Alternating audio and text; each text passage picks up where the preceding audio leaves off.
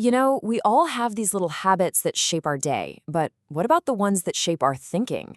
Today, we're going to pull back the curtain on some hidden psychological patterns that can hold our minds back, a lot of times without us even realizing it. So let me ask you this. When you hear the phrase low intelligence, what's the first thing that pops into your head? We're kind of trained to think of some really specific, obvious signs. But what if the real indicators are way more subtle? What if they're hidden in our everyday behavior? Yeah, we usually connect intelligence with things like good grades or being a quick thinker, but the source material for this explainer, well, it suggests we should be looking somewhere else entirely. The real signs aren't so much about what you know, but more about your hidden daily habits, those automatic patterns that control how you operate. And this right here, this is the heart of it. The real problem isn't just a gap in knowledge.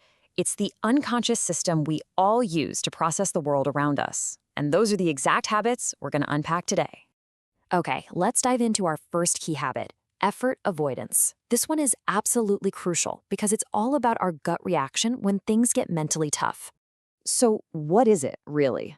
Well, it's that instinct to just check out the second a task gets hard. You know the feeling? You immediately want to switch apps, grab your phone, or just find an escape. It's not about ability, it's a reaction to the discomfort of that mental strain. And the psychology on this is pretty clear. The ability to just sit with that discomfort, to tolerate that mental heavy lifting for longer, that's a huge indicator of stronger cognitive patterns. If you're always avoiding that strain, your mind never gets the workout it needs to grow. All right, next up, we're looking at a pair of related habits that are just incredibly relevant today. It's this tendency to borrow thoughts and the need for constant noise. We're going to count these as habits 2 and 3. So we're really looking at two distinct but connected patterns here. First, there's the tendency to just copy other people's opinions. And second, there's that need to fill every single quiet moment with some kind of stimulation. This second habit is all about what psychologists call cognitive independence. I mean, let's be real. It's way easier to just repeat an opinion you heard than to do the hard work of building your own. But when that becomes your go-to move, your thinking never actually becomes your own. And this leads us right into our third habit. If silence feels unbearable and you find yourself constantly reaching for entertainment, scrolling, switching, consuming, your brain actually loses its capacity for deep thought. Patience is kind of like the soil where deep ideas grow, and this habit just starves it. Our fourth habit is all about the speed of our responses. It's that pattern of reacting emotionally before we've even had a chance to really think. The whole process is like a chain reaction. You hear something, you immediately assume what it means, often misunderstanding it, and then you jump straight to an emotional response. There's no pause button, no analysis, it's just an instant reaction, and a lot of times, it's the wrong one. The psychology here is really fascinating. You can almost think of it like a mental shortcut. When the thinking part of the brain gets bypassed, our emotional center just takes over. So instead of taking that slower, more deliberate path of a thoughtful response, you just react before you truly understand what's going on. And that brings us to our fifth and final hidden habit, which, I gotta say, I think is one of the most important. It's called the first answer trap. And it's where our thinking stops right when it should be kicking into high gear.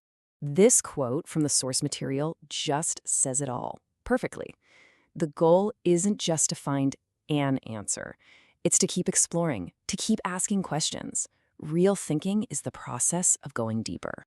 This is the habit of finding one plausible answer and then just stopping, dead in your tracks. No more questions, no more curiosity. When thinking always ends that quickly, it never gets a chance to develop any real complexity or depth. So this is a perfect moment for a little self-reflection. When you're learning something new or trying to solve a problem, just think about it. Where does your thinking usually stop? Is it at that first easy answer you find? Okay, let's try and pull all of this together. The big takeaway here is really about fundamentally reframing what we call intelligence. It's not some static thing that you have. It's a dynamic process of how your mind grows. So here they are, all 5 hidden habits in one place. Avoiding mental effort, repeating opinions instead of forming them, needing constant stimulation, reacting emotionally, and stopping at the first shallow answer.